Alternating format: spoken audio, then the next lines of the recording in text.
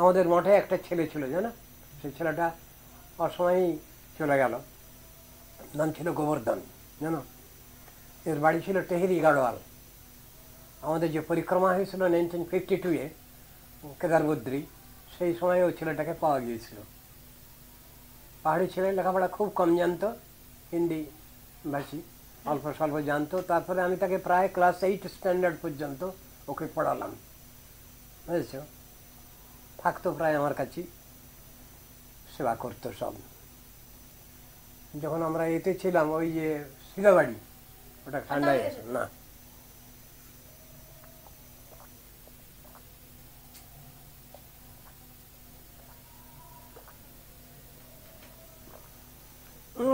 কি কি সুন্দর করেছেন, পিঠাও দেখবি।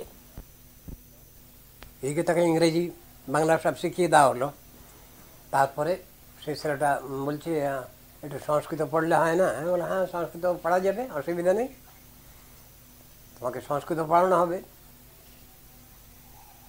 কখন পড়বে তুমি?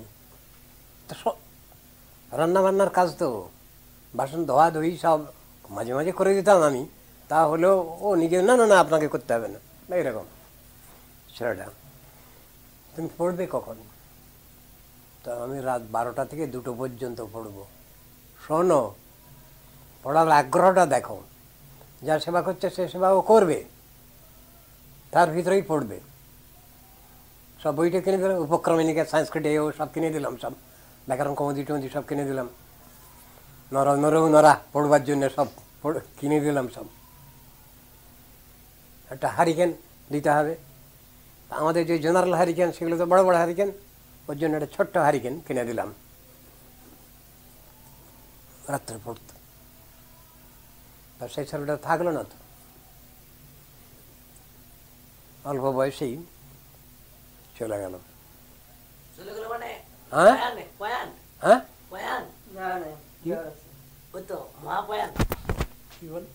চলে গেল মানে মহাপ্রয়াণ। হ্যাঁ মহাপ্রয়াণ। তার জন্য গুরুদেব কত কেঁদেছেন ওই ছেলেটার জন্য।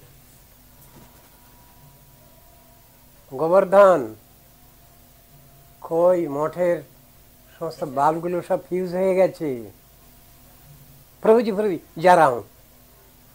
2 ঘন্টা ঘুরে এলো মার্কেট থেকে, 2-3 ব্যাগ বাল্ব নিয়ে এলো।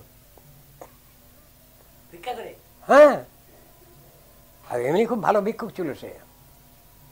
তারপরে আবার গোবর্ধন, মঠে তো প্রভুদের সব, বৈষ্ণবদের সব কাপড় চোপড় সব ময়লা,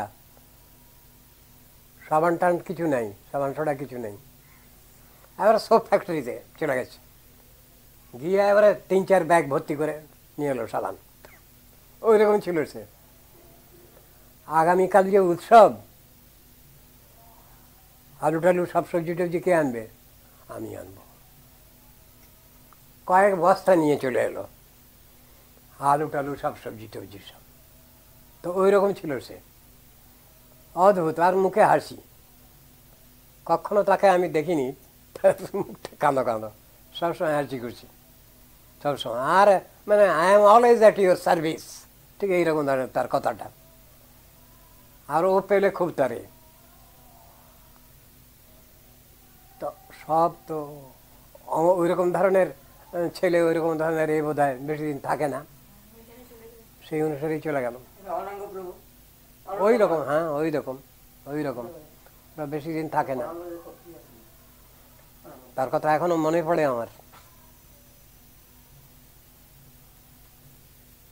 আছে সব অন্তর কিনে নিয়েছে তার ভক্তি দিয়ে। হ্যাঁ, অন্তর কিনে নিয়েছে। হ্যাঁ, অন্তর কিনে তার সেবা বৃত্তির দ্বারা, সে রান্নাবান্না করতো। আমরা যখন সিধাবাড়িতে ছিলাম তখন তো ও ছিল সে সময়, তো 2 বেলা রান্নাবান্না করতো, পরিবেশন করতো, এ করতো। বাসন টাসন আমি মাজতে গেলে, না না না আপনাকে মাজতে হবে না, বাসন আমি মাজবো। তো এইরকম ছিল। ওরকম ছেলে দেখা যায় না। ভীষণ সাদাসিধে, ভীষণ চটপটে, কালেকশন করে নিয়ে আসতো। ও প্রত্যেক দিন কালেকশন করতো সেই সময়। এখনকার টাইম বলছি না আমি, এই বলছি 1945 46 এরকম টাইমে প্রত্যেক দিন 500-700 টাকা কালেকশন করতো। কী করে করতো তাকে জানে,